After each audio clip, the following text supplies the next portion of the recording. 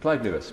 Thank you, Mr. Deputy Speaker. One of my favourite quotes of all times is from Henry Kissinger to the, I think, US Press Corps, where he said, "Does anyone have any questions for my answers?" It's always tickled me, that particular heading. I looked at the budget headings. I wondered, does the government have a budget debate heading for my speech? Unfortunately, they do, on public services. And sometimes in a debate, I think it's really important that we try to get to the detail, the truth, if you want, of the matter. And in this one, the issue for me is on public services, one which I think has been discussed before, and I will discuss it again briefly, that this isn't a massive investment in our public services, relatively speaking. It doesn't even catch up with the past decade of austerity. I will talk about that in a little bit more detail. The other thing, though, that I think is that spending isn't being funnelled entirely into the public sector. Increasingly, it's being funnelled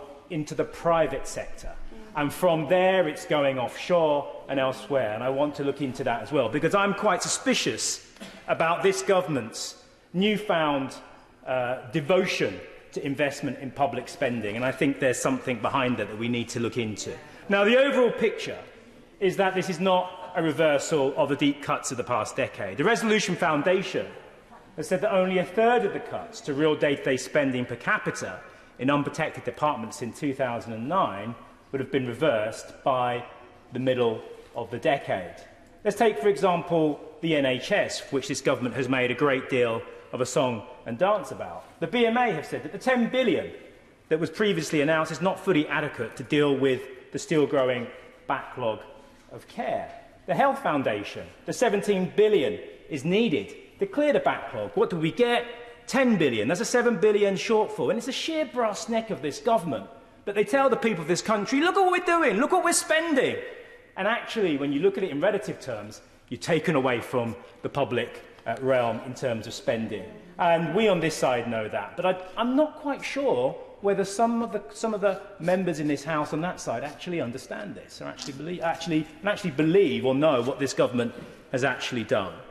So let's look at the NHS, because one of the things I wanted to talk about is where this money is going. We know that the Health and Care Bill would increasingly privatise the decision-making of where NHS resources go. And increasingly, you can bet your bottom dollar, if corporations and big business are making decisions on where the billions, the tens of billions of pounds are going, you can bet your bottom dollar they'll be going to their corporations and the private sector and shareholders, not being reinvested in public services. So there's an issue here which is about democracy within our public services.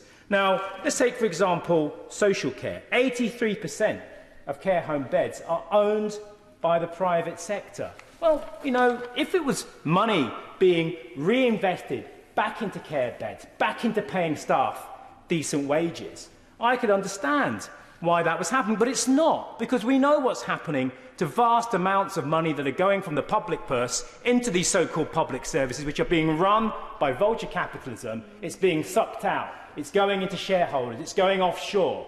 And that's where this money is increasingly going, and that's why this government is so keen to spend billions of pounds handing out money to their friends who then recycle it and invest in the Conservative Party, because that's what's happening.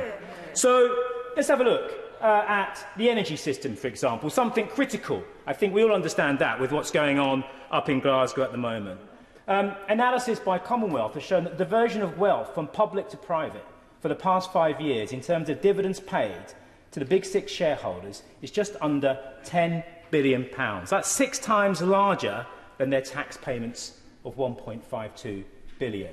The average firm within the big six has, over the past decade, awarded their highest paid director almost 50 times the pay of the average worker in the company, and 45 times the average incomes in the past 5 years. No wonder the benches opposite are so keen to now, after 10 years of austerity, start pumping money to their friends in the big six and beyond. Let's have a look at the Environment Agency. We know that the Environment Agency has said that 400,000 raw sewage discharges into coastal waters and rivers in England last year from private water companies. A tidal wave of turds that have splashed across this country on this government's watch. Now, Professor David Hall from Greenwich University has said since privatisation companies have given out almost half as much for shareholders as they spent on upgrading and maintaining water and sewage systems.